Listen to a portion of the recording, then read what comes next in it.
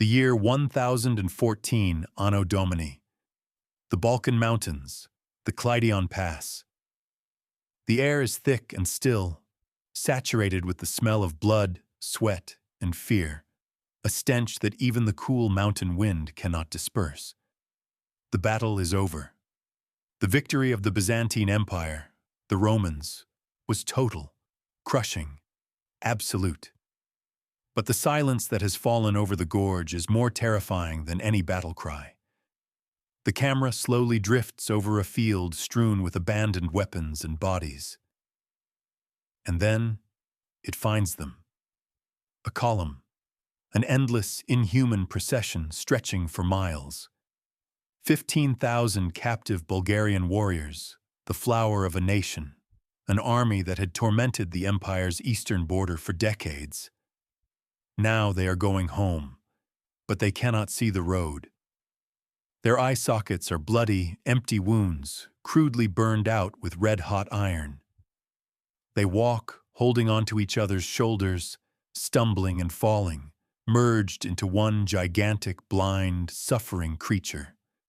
Out of every 100 prisoners, one was left with a single eye, a guide for the 99 shadows, so that this living monument of horror could reach its czar, Samuel.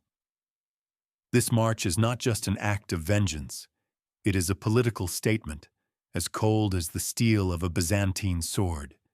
It is a message seared onto the faces of an entire army, and the author of this message was one man, Emperor Basil II, ruler of the Romans, a man whom many considered almost a saint for his piety and asceticism.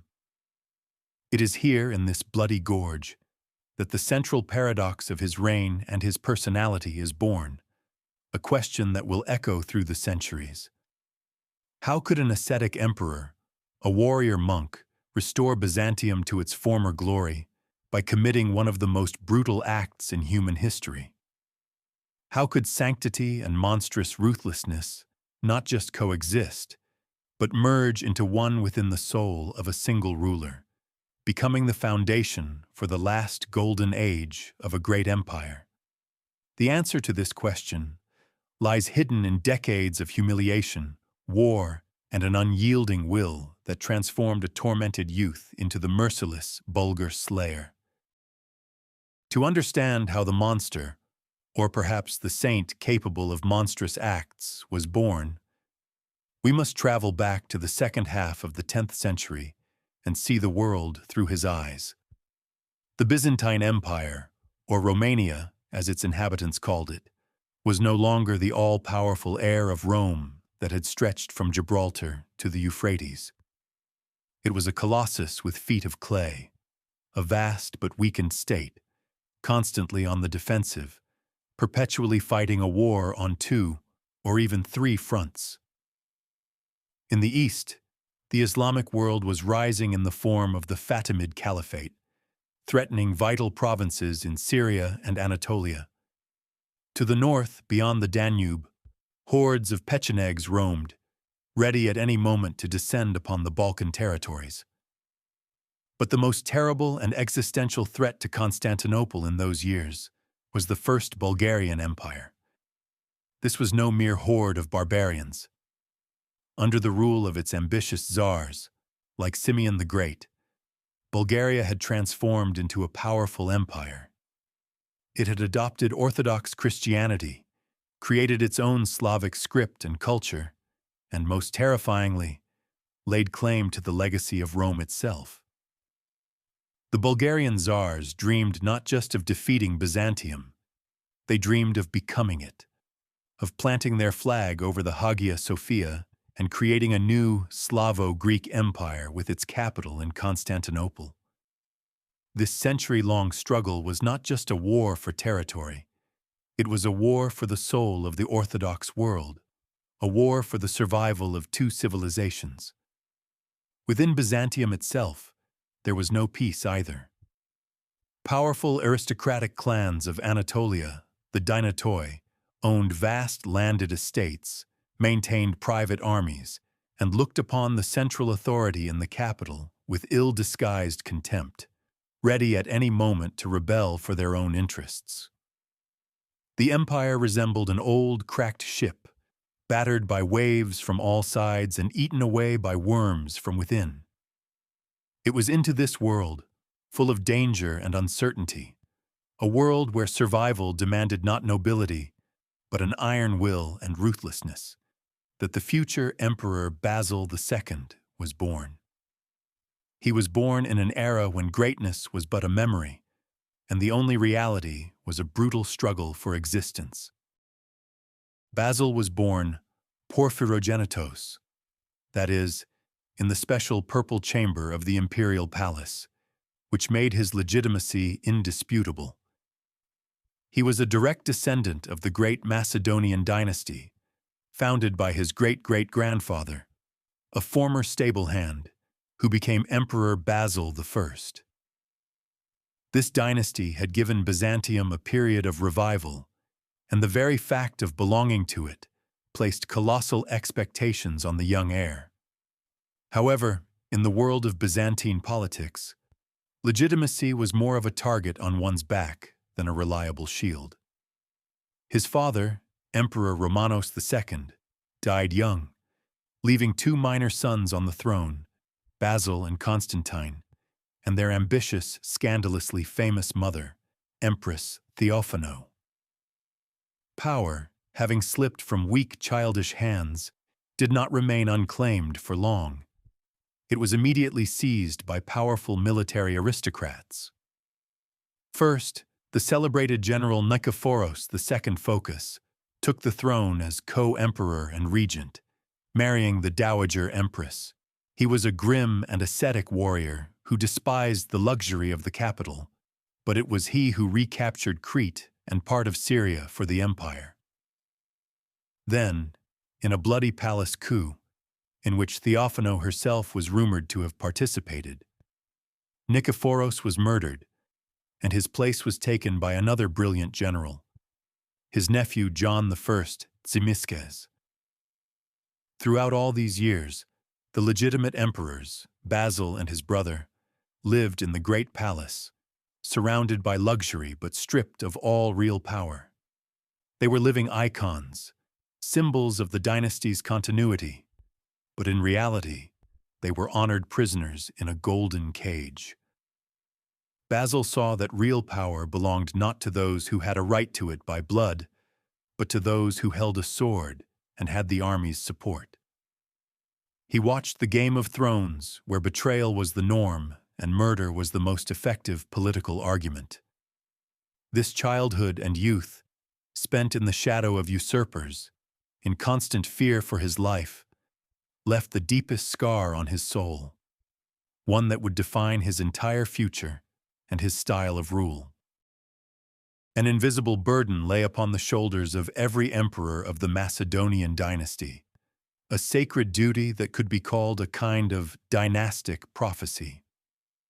Since the time of the dynasty's founder, Basil I, their main mission was the Reconquista, the reconquest of lands that once belonged to the Roman Empire, and the restoration of its former might. Each of his predecessors had contributed to this great cause. Leo VI, the wise, strengthened the laws. Constantine VII, porphyrogenitos, was a guardian of knowledge and imperial ideology. Nikephoros Phocas and John Tzimiskes were brilliant generals who expanded the borders in the east. For the young Basil, deprived of real power and watching the triumphs of others from the sidelines, this prophecy took on a special, personal meaning. He saw others reaping the glory that, by right of birth, should have been his. He heard the army acclaiming the soldier emperors, while his name was mentioned merely as a formality. This bred in him not just a thirst for power, but a deep, all-consuming obsession with the idea of serving the empire, taken to its absolute extreme. He had to not just repeat, but surpass the deeds of his predecessors. He had to be the one to finally solve the Bulgarian question, to crush the enemies in the east, and most importantly, to destroy the internal threat. the powerful aristocracy that had made him a puppet. This prophecy of restoring imperial glory transformed in his mind into a personal vendetta, a life's mission with no room for compromise, weakness, family, or personal happiness. There was only one goal: the greatness of Romania, inseparable from his own absolute sole rule. And for the fulfillment of this prophecy, he was prepared to pay any price, both with his own blood and with the blood of tens of thousands of others. This mission became his religion, and the throne, his altar. The years when young Basil was sidelined from power were not a time of idleness for him, but a harsh school of survival and the true forge of his unique character. While powerful generals sat on the throne, he and his brother Constantine were relegated to the role of extras. To avoid suspicion and not be perceived as a threat, Basil was forced to wear a mask. The chronicles of the time, written by his detractors from the aristocratic class, such as Michael Sellos, portray him in these years as a vacuous, dissolute youth, spending his time in drunkenness, hunting, and revels with women.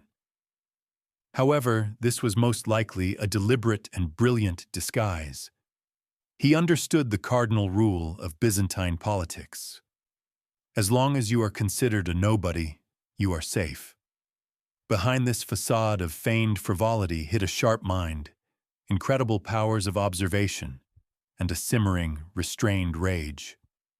He learned, memorized, analyzed. He saw the strengths and weaknesses in the reigns of Nikephoros Phocas and John Tzimiskes. He studied warfare not in theory, but by observing the best generals of his time.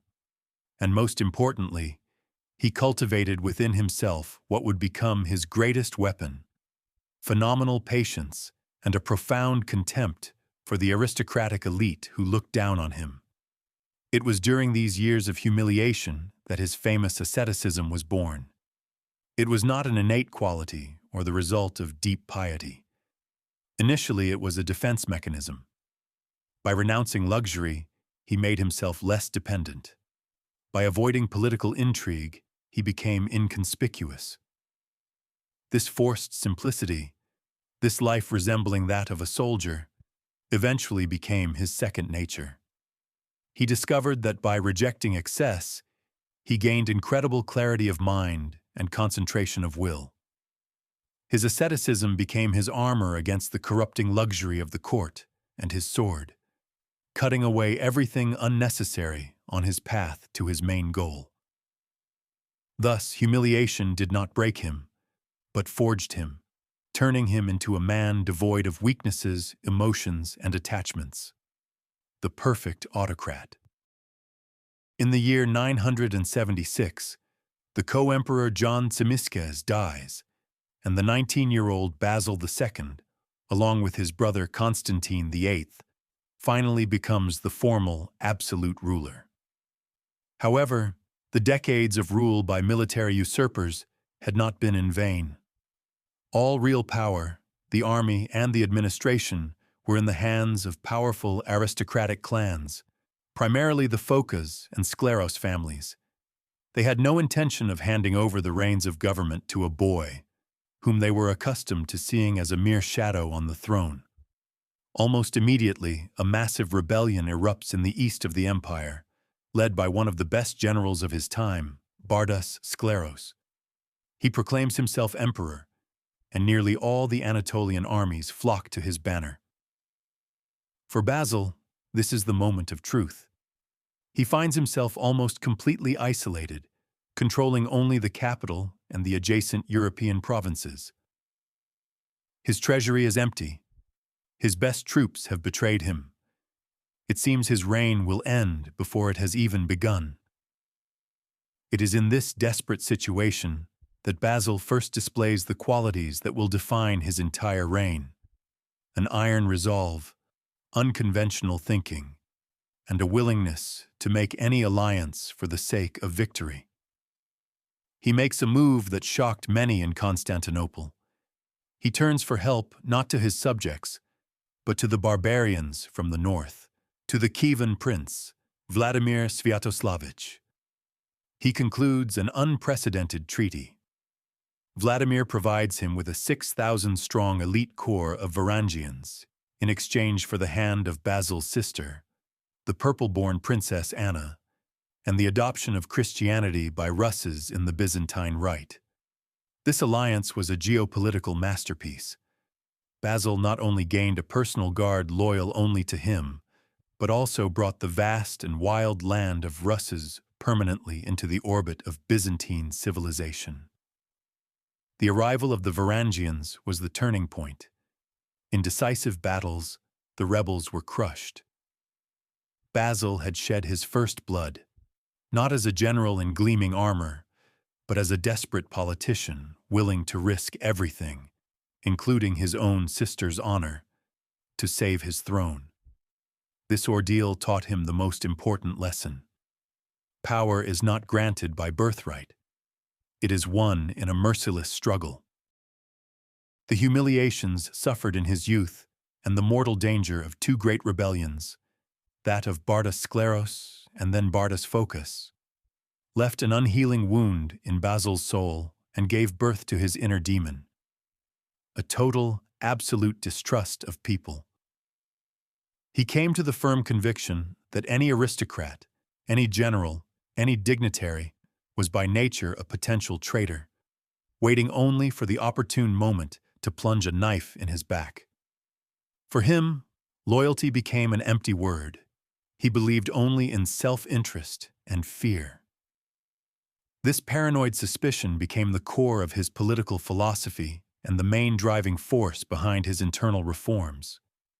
His hidden but all-consuming motivation was to build a system of power that centered exclusively on his person, bypassing all aristocratic layers. He dreamed of an empire where there was no one between him and the lowliest peasant, where his will would be executed instantly and without question. To achieve this goal, he was prepared to destroy an entire social class that had for centuries been the pillar of the Byzantine state. He stopped appointing representatives of the noblest families to high military posts, preferring men of low birth who were personally loyal to him. He removed his co-emperor brother, Constantine, from governance, turning him into a decorative figure. He never married and left no heirs, perhaps because he did not want to create another center of intrigue around himself, and did not even trust his own hypothetical family. His only family, his only support, became the army, and not even all of it, but only the part that depended personally on him. This inner demon of distrust pushed him towards total control, towards micromanaging all affairs of state. He personally delved into tax records, army supply chains, and the appointment of provincial judges. And this same demon dictated the need to create a force that was alien to Byzantine society and would obey only him, like a loyal hound to its master. Thus, the birth of the Varangian Guard was not simply a military decision, but a direct consequence of his profound distrust of his own people, or at least of its elite. The 6,000 Scandinavian and Russes warriors who arrived from Kiev under the treaty with Prince Vladimir became the ideal instrument of power for Basil. These tall, fair-haired giants with huge axes on their shoulders were complete outsiders in the complex and intrigue-filled world of Constantinople. They had no ties to the local aristocracy, took no part in political conspiracies, and did not understand the subtleties of theological disputes. Their loyalty was simple and clear. They served the one who paid them in gold, and paid them generously. Basil made them his personal guard, his Praetorian legion. They slept in his palace, accompanied him on campaigns, and stood behind his back during audiences. Their very appearance inspired terror in the ever-scheming courtiers. The Varangians became the living embodiment of his power, crude, direct, and inescapable. Their famous oath of loyalty was sworn to the emperor personally, and they were renowned for never breaking it. The creation of this elite unit was a stroke of genius.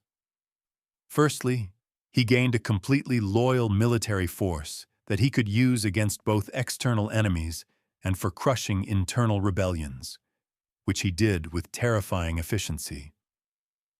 Secondly, the constant presence of a foreign guard in the capital served as a perpetual reminder to the aristocracy that their power and influence hung by a thread. It was an iron fist in the very heart of the empire, always ready to strike down anyone who dared to challenge the autocrat's will. Through the Varangian Guard, Basil projected his philosophy of rule, reliance not on tradition and nobility, but on personal loyalty and brute force. He trusted a barbarian with an axe more than a high-born Roman aristocrat, and in this lay the entire essence of his tragic and great reign. Having crushed internal rebellions and secured his power with the iron hand of the Varangians, Basil could finally turn his gaze to the main external threat, to his life's work, Bulgaria. By the end of the 10th century, the Bulgarian Empire, under the rule of the energetic and talented Tsar Samuel, had reached the peak of its power. After the eastern part of Bulgaria fell to John Tzimiskes, Samuel created a new center of power in the west, in Macedonia, with his capital at Ohrid. He not only reclaimed the lost Bulgarian lands, but also seized a significant portion of Byzantine territories in the Balkans, including Thessaly and Epirus. Samuel was an adversary worthy of Basil. He was a tireless warrior, a master of guerrilla warfare and ambushes, and enjoyed immense support from his people. For Basil, the war with Bulgaria was not just another border conflict. It was an existential challenge. He could not consider himself the true emperor of the Romans as long as another state existed on his doorstep. Claiming imperial status and controlling lands the Byzantines considered their own. In the year 986, Basil launched his first major campaign against Bulgaria. This was the beginning of an epic struggle that would last for nearly 30 years. He was not seeking glory or quick victories. He viewed this war as hard, dirty work that needed to be done. His goal was not merely to defeat Samuel's army, but to completely annihilate the Bulgarian Empire as an independent state, to wipe it off the political map of the world. This conflict became a personal duel for him, a test of the strength of his will and his system. Two great rulers, two peoples, two civilizations clashed in a mortal struggle that would determine the future of the Balkans for centuries to come.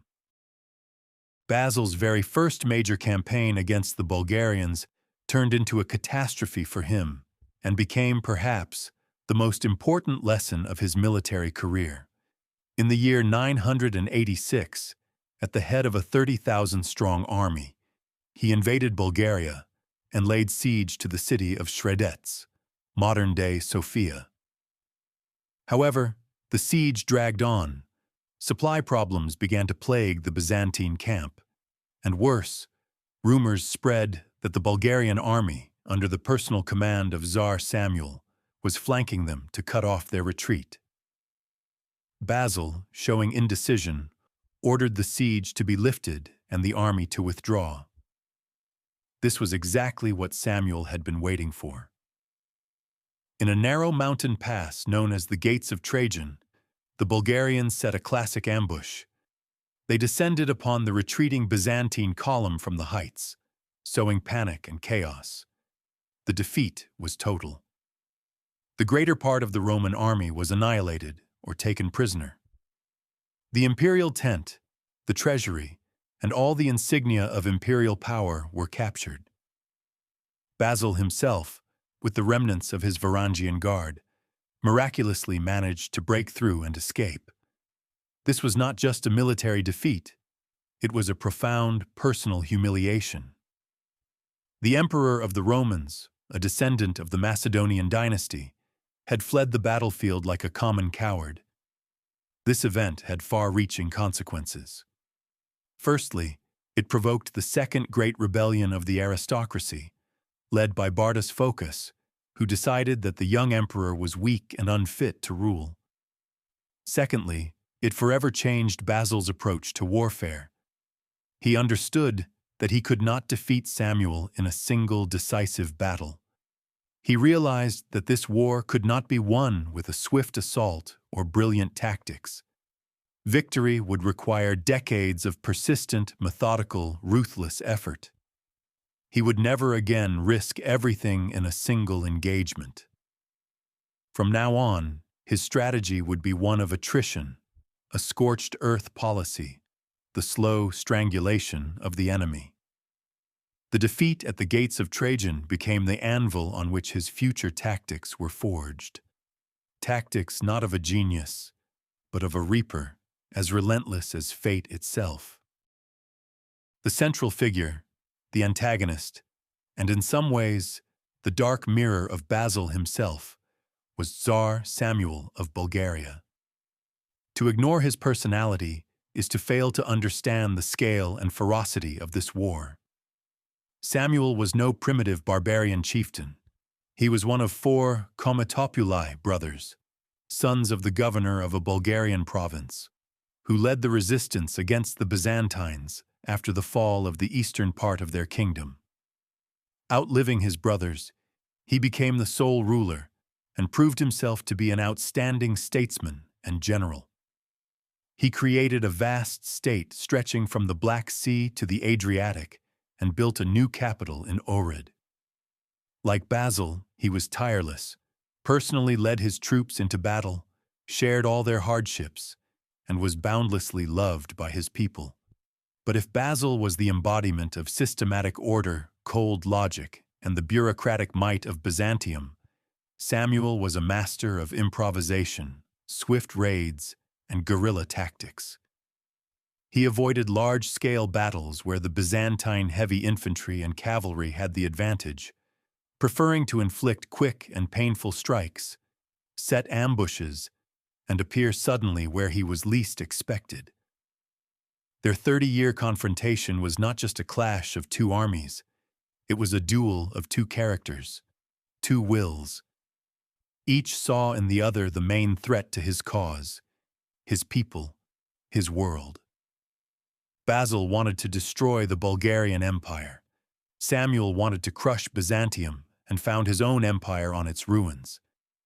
In this struggle, there could be no compromise, only the complete and final victory of one side.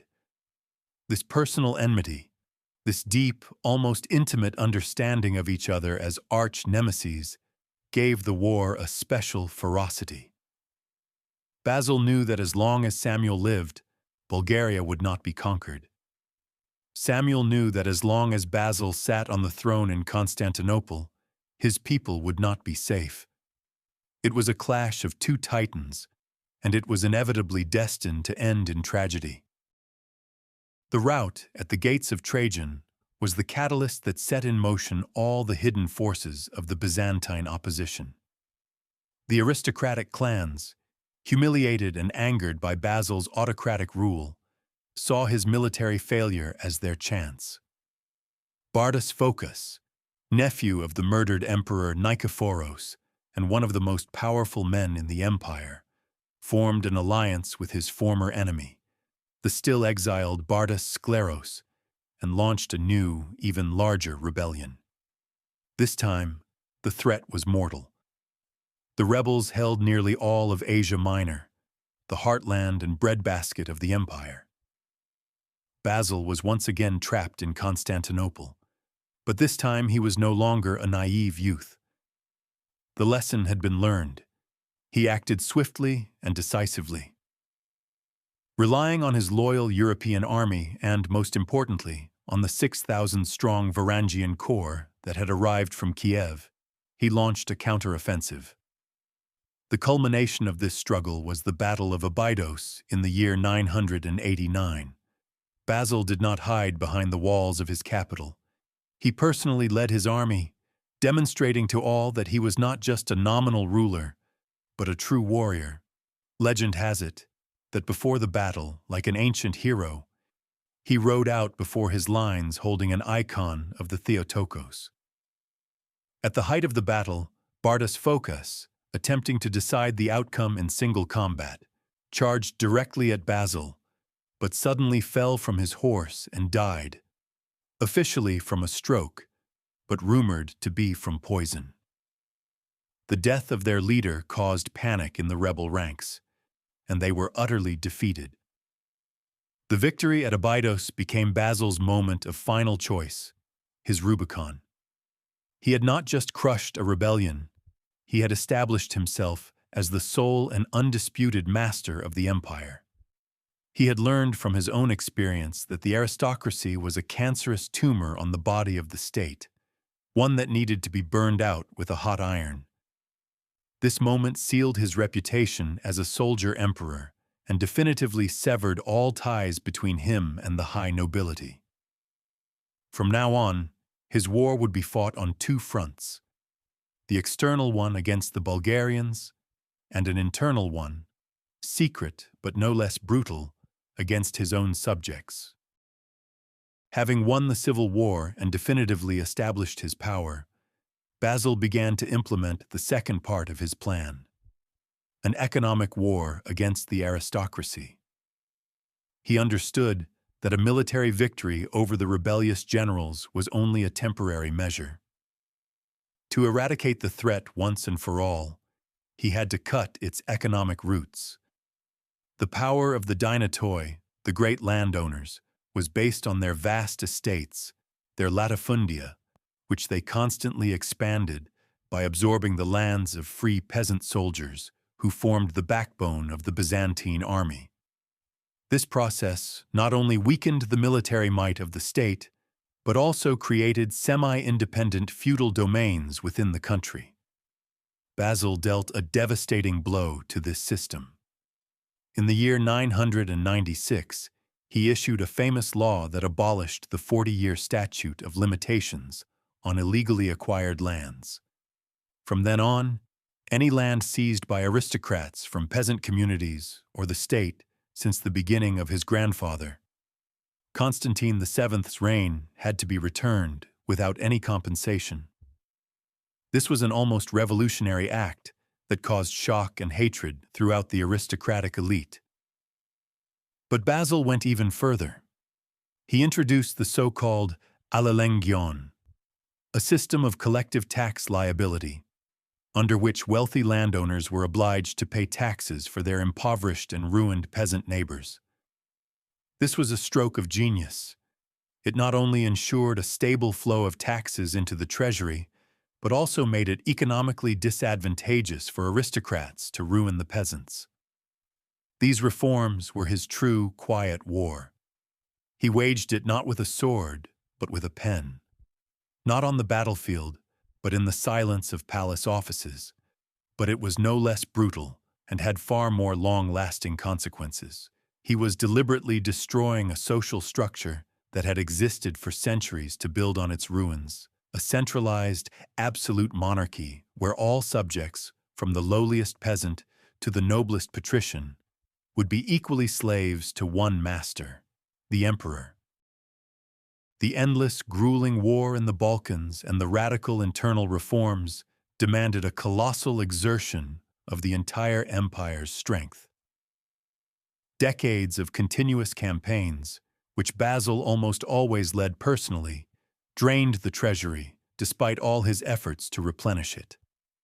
Maintaining a huge army, building fortresses, conducting sieges, all of this cost a fortune. Taxes rose, and although the main burden fell on the rich, the common people also suffered. In the army, which had not seen peacetime for years, weariness was accumulating. Soldiers, torn from their homes and families, began to grumble. In these conditions, the emperor's personal example became crucially important. And it was here that his asceticism, forged in the years of humiliation, transformed from a personal quality into a powerful instrument of state policy. Basil consciously rejected all the luxury associated with the imperial court. His residence in Constantinople resembled a military headquarters more than a palace. He wore simple, dark clothes, like an ordinary soldier. His food was meager. He did not host lavish feasts or spend money on entertainment. During campaigns, he lived in a common tent, ate from the same pot as his soldiers, and slept on the bare ground wrapped in his cloak. He endured heat, cold, and hardship on an equal footing with the last-foot soldier. This made a tremendous impression on the army. The soldiers saw that their emperor was not a pampered capital aristocrat, but one of them, the first warrior of the empire. They were ready to follow him anywhere and endure any difficulty because they knew their Basileus was suffering alongside them. Thus, his asceticism was not only a manifestation of his character, but also an entirely pragmatic decision. It allowed for enormous savings, which were funneled into the war effort. It strengthened his authority in the army, turning it into a fanatically loyal force, and it served as a silent reproach to the wasteful and luxury-drenched aristocracy. He showed everyone that the empire was in a state of total war, and in this war, everyone, starting with the emperor himself, had to sacrifice personal comfort for the common victory. Realizing he could not defeat the cunning Tsar Samuel in a single decisive battle, Basil radically changed his strategy at the beginning of the 11th century. He shifted to a total war of attrition to a scorched earth tactic. Instead of chasing the elusive Bulgarian army through mountains and forests, he began to methodically, year after year, destroy the very foundation of the Bulgarian state's existence. Every year, as soon as the snow melted, the Byzantine army, under the personal command of the emperor, would invade Bulgaria. They did not seek battles. They moved slowly through the country, burning villages to the ground, destroying crops, driving off livestock, and enslaving the population. Their main targets were Bulgarian fortresses. Basil besieged them one by one, and if he could not take them by storm, he would surround them and wait until hunger forced the garrison to surrender. After a fortress was taken, it was usually razed to the ground. This was cruel, monotonous, exhausting work that brought no great glory but yielded certain results. Basil turned the war into a relentless machine that slowly but inexorably ground Bulgaria down. He acted like a constrictor, gradually tightening its coils around its victim. This tactic was monstrously destructive for the Bulgarian people, but extremely effective. It deprived Samuel's army of supply bases, undermined his authority, and sowed fear and despair among the populace. Basil was robbing the enemy not only of resources, but also of hope. Every year, the Byzantine invasion became as inevitable as the changing of the seasons. And with each year, the ring around the heart of Bulgaria, Ohrid, tightened. This strategy demanded incredible persistence and an iron will from the emperor, as it promised no quick laurels. But Basil was prepared to wait. He had become an impersonal force, a natural disaster, an angel of death for the Bulgarian people, and he had no intention of stopping until he had finished his work completely. The deeper we delve into the personality of Basil II, the clearer his tragic loneliness and unique psychology become. He was, in essence, a monk emperor on the throne, a man who had taken a vow not to God, but to the state. His break with the aristocracy was not only political, but also personal. He despised their way of life, the luxurious feasts, the complex intrigues, the pursuit of pleasure. He himself lived as if on a perpetual military campaign, even within the walls of the great palace in Constantinople. He never married, although a dynastic marriage could have strengthened his position or secured alliances. He did not want to share his power with anyone, not even a wife. He left no children, which ultimately brought the Macedonian dynasty to the brink of extinction. Perhaps he deliberately chose not to have an heir, fearing that he would become the center of conspiracies against him, just as he himself was once the center of intrigues against his regents. His only family was the army. His only passion was the governance of the empire. Michael Sellos, writing decades after his death, notes that Basil was a harsh, gruff, taciturn, suspicious, and extremely short-tempered man. He tolerated no objections and demanded unquestioning obedience. His workday was scheduled to the minute. He personally read reports, dictated decrees, and checked accounts. He was not so much a monarch in the classical sense as the supreme commander-in-chief and CEO of a vast corporation called the Byzantine Empire. This total self-dedication, this complete dissolution of his personality into his state function, is what made him such an effective ruler and such a fearsome man.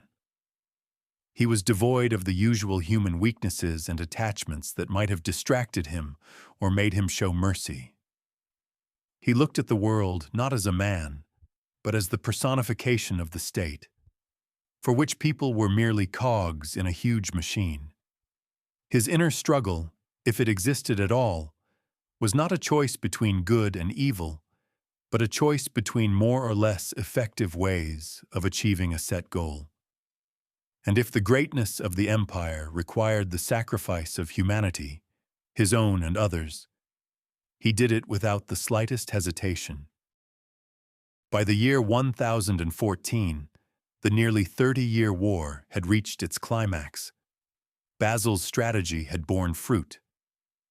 Bulgaria was exhausted, its resources depleted, its people worn out. Samuel, seeing that he could no longer withstand the annual invasions in open country, decided on a desperate move. He chose to block the main route into the heart of his country, a gorge in the Belesitsa Mountains, near the village of Kleidion. Here, at the narrowest point, he built a formidable wooden wall, and behind it, he positioned his entire army.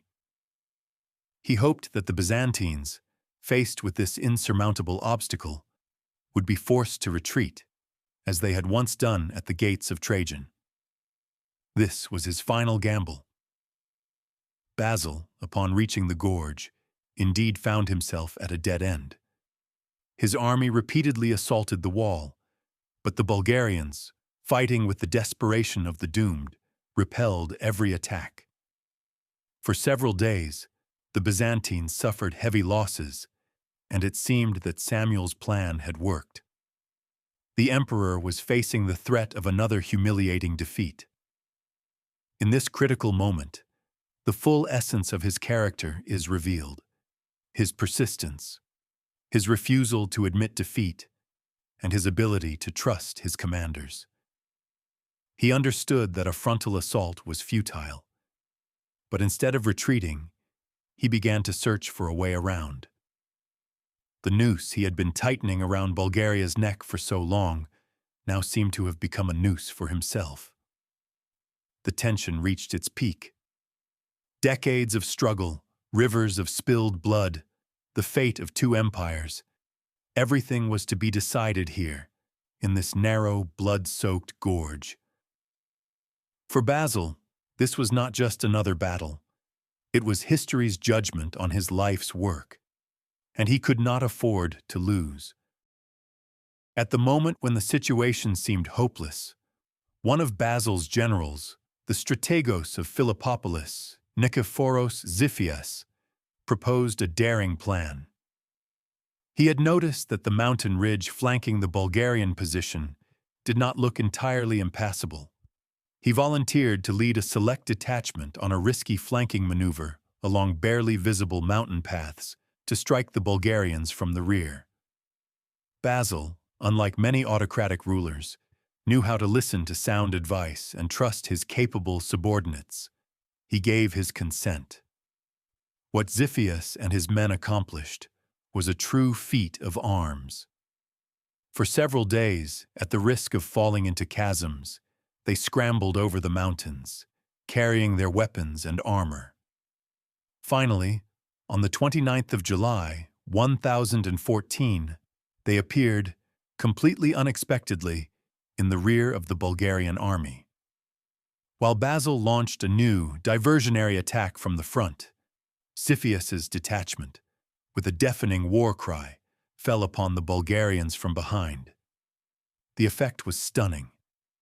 Panic erupted among the Bulgarian ranks, who had believed themselves invincible. They were trapped, caught between two forces. Their formation broke. Their resistance was shattered.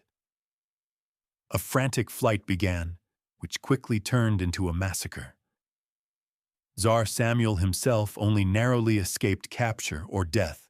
According to legend, his son, Gabriel Radomir, put his father on his own horse and managed to break through the Roman lines.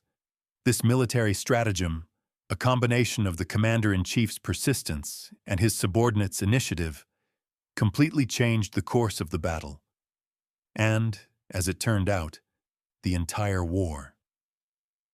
The trap that Samuel had so carefully prepared for Basil had snapped shut, but it had caught his own army. It was a triumph of Byzantine military thought, discipline, and organization. The defeat of the Bulgarian army was absolute. Those who were not killed in the fighting tried to flee, but all exits from the gorge were blocked. According to Byzantine chroniclers, about 15,000 prisoners fell into the hands of the Byzantines. This was not just an army, it was the very flower of the Bulgarian nation, its gene pool, its future. Basil II, Emperor of the Romans, stood on the battlefield, contemplating the fruits of his triumph, a victory he had pursued for 30 long and bloody years. He had achieved his goal. The main enemy that had tormented the empire throughout his reign was vanquished. But in this moment of triumph, there seemed to be no room for exultation in his soul. There was only cold, icy fury and sober calculation. He looked at the thousands of captives and saw in them not just defeated soldiers. He saw decades of humiliation, the defeat at the gates of Trajan, the endless rebellions of the nobility, the lives of thousands of his own soldiers laid on the altar of this war. He saw in them the stubbornness and defiance of an entire people who had dared to challenge the sacred Roman Empire. And he decided that a simple victory was not enough. To make this war the last one, to ensure the Bulgarian people would never again dream of rebellion, he had to teach them a lesson they would never forget. A lesson written not with ink on parchment, but with red-hot iron on living human faces. His anger, which had been building for decades, finally found its release. But it was not an irrational outburst. It was rage transformed into a calculated and monstrous act of state. The decision Basil made after the Battle of Kleidion remains staggering in its calculated and systematic cruelty. He ordered all 15,000 prisoners to be blinded. But even in this horrific order, there was a terrible logic, a diabolical symmetry. For every 100 blinded men, one was left with a single eye to act as a guide. This was not a senseless slaughter. If he had wanted to simply eliminate them, he would have ordered their throats cut. If he had wanted revenge, he could have had them tortured. But his goal was different. He wanted to create a living, moving, speaking message. He transformed an entire army into a symbol of total defeat and divine punishment, delivered through his will as emperor. This act was a meticulously planned piece of psychological terror. Firstly, it permanently removed a vast number of able-bodied men from service, making them a burden to their people rather than their defenders. Secondly, it was intended to break the spirit of Tsar Samuel himself, showing him firsthand what had become of his proud army. Thirdly, and most importantly, It was addressed not only to the Bulgarians, but to the entire world. It was a graphic demonstration of what awaited anyone who dared to challenge Byzantium while Basil II sat on its throne. There was no heat or spontaneity in his actions. This was the cold calculation of a statesman for whom people are merely material for empire building, and cruelty is one of the most effective tools of governance. He acted not like a man succumbing to emotion, but like a surgeon amputating a gangrenous limb to save the whole body. In his mind, the body was the empire, and the gangrene was Bulgarian independence, and the operation he performed was radical and merciless. This monstrous order to blind an army was the apotheosis of his philosophy of rule. The terror he inspired was not a side effect, but the primary instrument of his state policy. Basil II understood what many empire builders before him had understood. Power rests not only on laws and legions, but also on fear. But he took this idea to its logical extreme. The column of blind men marching into Bulgaria was his declaration, his manifesto. The message read, "Resistance is futile. I am Basil, Emperor of the Romans, God's regent on earth. My will is the will of history itself. Those who submit to me will live in peace under the empire's protection. Those who rebel will be deprived not only of life or freedom, but of the very light." This was terror elevated to an art form, turned into a means of communication. He spoke to his enemies in the only language he believed they could understand.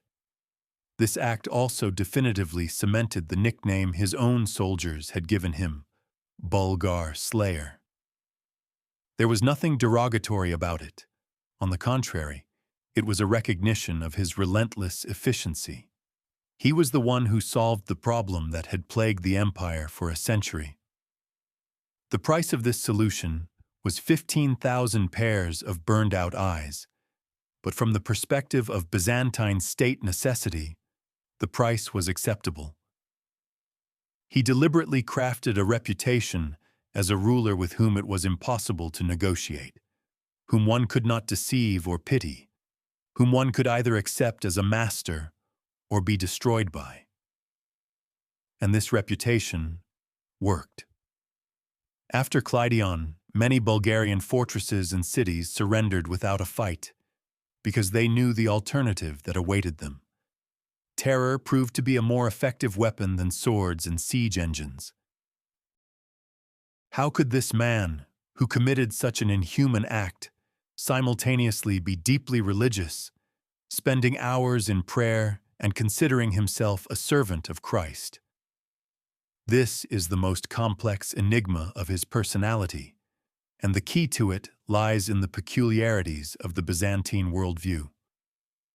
For Basil and his contemporaries, the emperor was not just a secular ruler. He was the 13th apostle, God's regent on earth. His empire, Romania, was considered not just one state among many, but the earthly reflection of the kingdom of heaven. Defending this empire from enemies and heretics was a sacred duty, a God-pleasing act. In this frame of reference, the enemies of the empire were also the enemies of God. Basil likely saw no contradiction between his faith and his cruelty. On the contrary, his faith could serve as a justification for that cruelty. He could perceive himself as an instrument of divine wrath, as a scourge sent upon the impious Bulgarians, who dared to challenge the God-chosen people of the Romans. His asceticism and prayers only strengthened him in this conviction. By renouncing earthly pleasures, he was, in a sense, purifying himself for this great mission, becoming a more perfect instrument in the hands of providence. His cruelty, in his own eyes, was not a sin, but the execution of divine justice. He could pray for the salvation of his soul, and at the same time give the order to blind thousands of people, because in his mind, these actions did not contradict each other. One was personal, the other was an act of state. As a man, he sought salvation.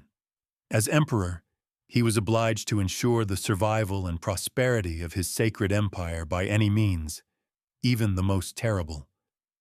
In this paradoxical logic, sanctity and cruelty were not mutually exclusive but complementary.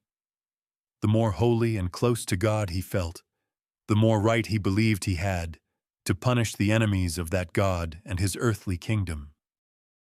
News of the blinding of the Bulgarian army spread throughout the Christian and Muslim worlds, causing shock and awe. Even for the brutal Middle Ages, accustomed to violence, the scale and methodical nature of this reprisal were extraordinary. Within Byzantium itself, the reaction was ambivalent. The aristocracy, which hated Basil, undoubtedly condemned him in their private conversations and later chronicles as a cruel tyrant who had violated all written and unwritten laws of war. For them, it was further proof of his barbaric nature. However, the common people and the army likely saw this act as a manifestation of just retribution and supreme state wisdom. To them, the Bulgarians were eternal enemies who had brought untold misery to their land. The victory at Kleidion and the subsequent punishment were perceived as a long-awaited triumph, the end of a century-old threat. The nickname Bulgar-Slayer became a title of honor for them, a sign of admiration for his firmness and effectiveness. Outside the empire, the reaction was different. In Western Europe, where Byzantium was already rumored to be a treacherous and cruel country, this act only strengthened negative stereotypes. In the Slavic world, especially in Russes, which had just accepted Christianity from Constantinople, this event must have caused bewilderment and horror, revealing the dark side of their new spiritual mentor. For the Bulgarians themselves, it became a national catastrophe, a trauma that has remained in their historical memory forever. Basil had achieved his goal. He had created an image of a ruler feared by all. His name became synonymous not only with power, but also with boundless, inhuman cruelty. He sacrificed the empire's reputation as a civilized state to achieve a specific political goal: the complete and final subjugation of his enemies. The world looked upon Byzantium with a mixture of admiration for its might and horror at its methods. The dramatic conclusion to this story came when the remnants of the blinded Bulgarian army, led by their one-eyed guides, finally reached Samuel's capital, the city of Prilep. The Tsar, who already knew of the defeat but could not imagine its scale, came out to meet his army. What he saw broke his spirit. Before him was not an army, but a procession of the living dead, a silent, groaning testament to his utter collapse. The sight of thousands of his loyal warriors, transformed into helpless cripples, was a blow his heart could not withstand. According to the Byzantine historian John Skylitzes, upon seeing this terrifying spectacle, Samuel lost consciousness, and 2 days later, without regaining it, he died of a heart attack. Basil's psychological weapon had worked with perfect precision. He had not just defeated the enemy's army, he had killed the enemy himself without touching him with a sword. He had struck not the body, but the soul. The death of Samuel, who was the core and soul of the Bulgarian resistance, marked the beginning of the end. His heirs, Gabriel Radomir and Ivan Vladislav, lacked his authority and talents. Squabbles broke out between them, further weakening the tormented state. Basil's ultimate goal, which he had pursued for 3 decades, was achieved. He had not just won the war, he had decapitated the enemy, robbing him of the will to resist. The column of the blind that reached Prilep became a funeral procession not only for Tsar Samuel, but for the entire First Bulgarian Empire. Basil had proven that his cold calculation was correct. Extreme cruelty had turned out to be the most effective way to end this endless war. After the death of Tsar Samuel and the crushing defeat at Kleidion, Bulgarian resistance, though it continued for a few more years, was doomed. It became a death agony. Basil continued his annual campaigns, but now it was no longer a war, but a mopping-up operation. One by one, Bulgarian commanders and nobles defected to his side, realizing the futility of further struggle. By the year 1018, it was all over. The last Bulgarian Tsar fell in battle, and Basil II triumphantly entered the Bulgarian capital, Ohrid. He had achieved what no Byzantine emperor before him had managed. He had completely destroyed the Bulgarian Empire as an independent state and incorporated all its lands into the Byzantine Empire. For the first time in 400 years, the frontier of Romania once again lay along the Danube River. His life's work was complete. The empire had reached its maximum territorial extent since the Arab conquests of the 7th century. But it was here, at the peak of his triumph, that Basil once again revealed his paradoxical nature. He, who had been so ruthless in war, proved to be surprisingly wise and flexible in peace. He did not carry out mass repressions or attempt to forcibly Hellenize the Bulgarians. On the contrary, he showed political foresight. He preserved the Bulgarian aristocracy, integrating it into the Byzantine elite and granting them court titles. He did not abolish the Bulgarian church, but merely lowered its status from a patriarchate to an archbishopric, subordinating it directly to himself rather than to the Patriarch of Constantinople. He even set taxes for the Bulgarians to be paid in kind, as they were used to paying their own czars rather than in coin, as was customary in the empire. This was another of his lessons. Cruelty and terror were merely tools for achieving a goal. Once the goal was achieved, the tools were put away, and pragmatic, measured policy took their place. Having conquered Bulgaria, Basil did not rest. For him, peace was merely a respite between wars. He immediately transferred his battle-hardened troops to the east, where he inflicted a series of defeats on the Fatimids and strengthened the borders in Syria and Armenia. He ruled like a tireless soldier who could not stop. His last dream, his final great project, was the reconquest of Sicily, which had been captured by the Arabs. In the year 1025, at the age of 69, he assembled a huge army and fleet for the invasion. He was full of strength and plans. However, fate had other ideas. Just before the campaign began, he fell ill and died suddenly. He died as he had lived, on campaign, with a weapon in his hand, planning a new war. He never knew peace, never enjoyed the fruits of his victories. His death marked the end of an era. He had ruled the empire for 49 years, longer than any other Byzantine emperor, and all those years were a time of almost continuous war.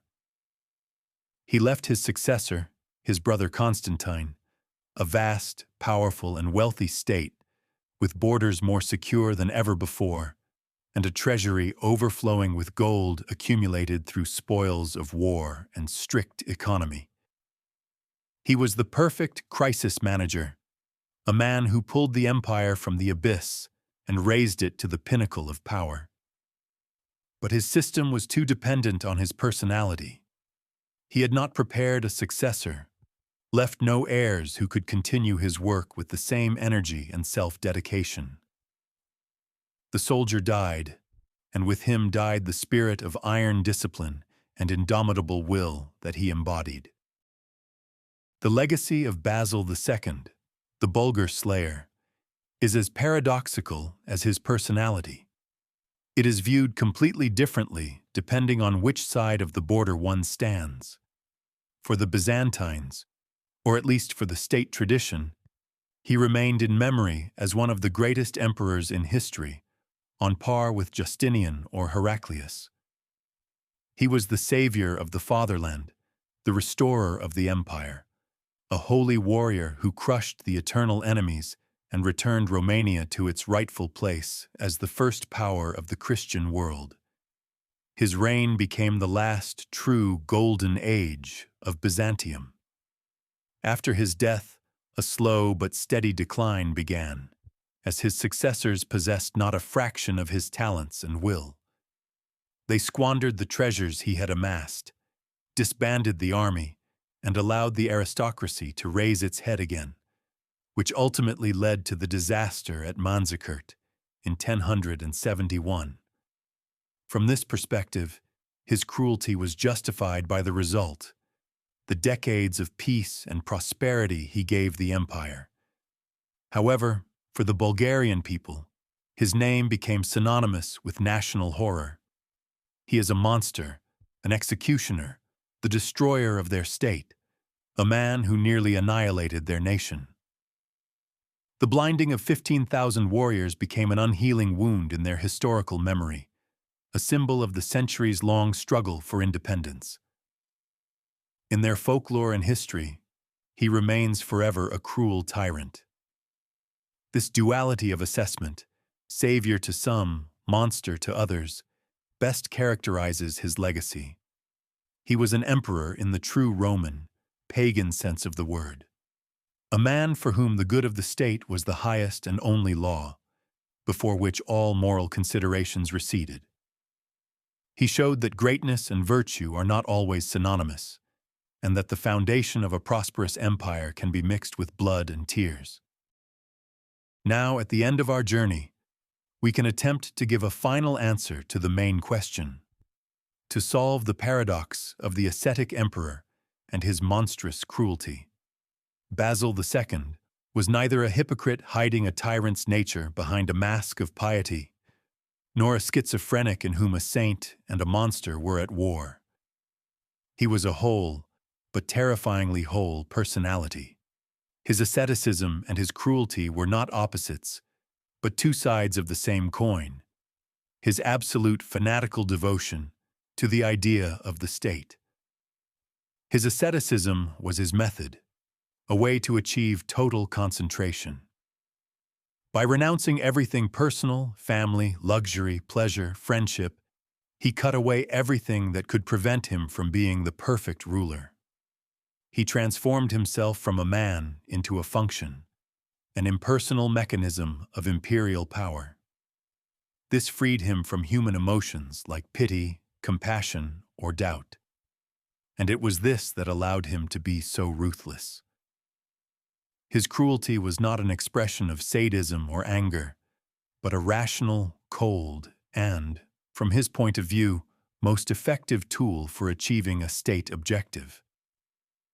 He blinded the Bulgarians not because he hated them, but because he calculated that this act would break their will to resist most quickly and save the lives of his own soldiers in future battles.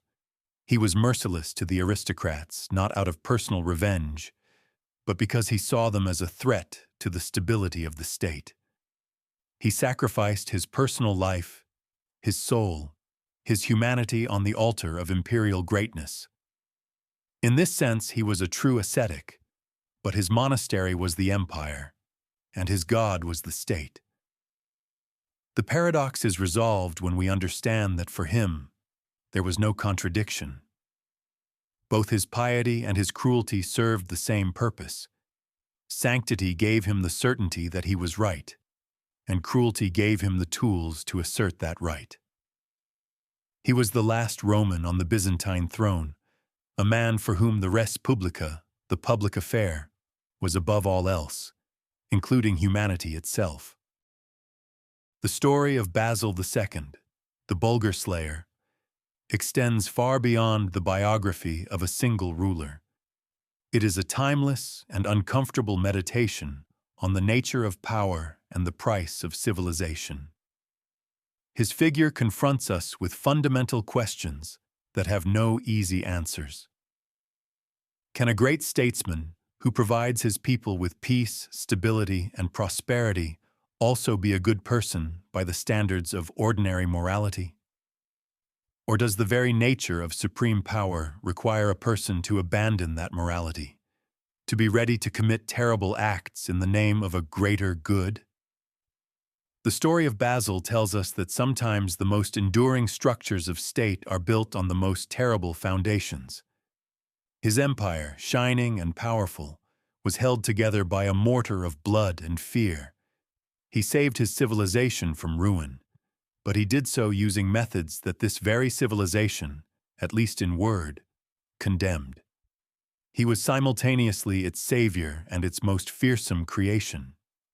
His solitary, stern figure in dark soldier's garb, standing at the pinnacle of power, remains an eternal reminder that order and chaos, creation and destruction, sanctity and cruelty are not opposites, but two sides of the same force, whose name is history.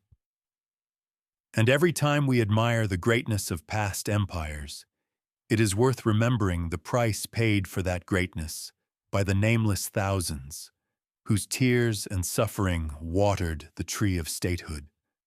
Basil II did not just restore glory to Byzantium, he showed its true, terrible price. And that lesson is, perhaps, more important than all his victories and conquests.